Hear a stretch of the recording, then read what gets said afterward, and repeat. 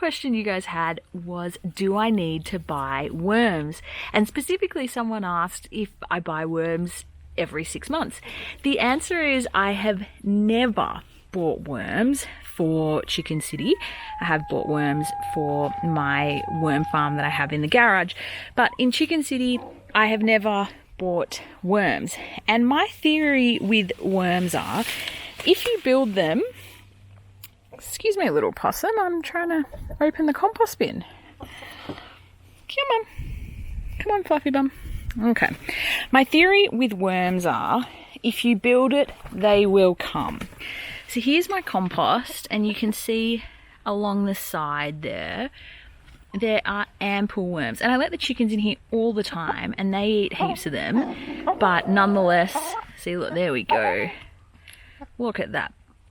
Yeah, they eat heaps, and it is forever replenishing through no effort, and certainly no purchase on my behalf. So if we just dig up some of this... oh, excuse me, ladies.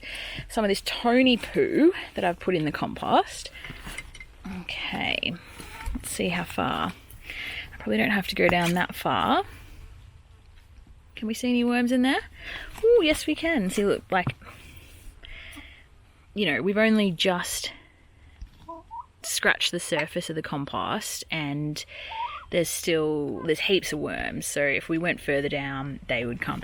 So my theory, oh yeah, that whole spot there is just teeming with worms.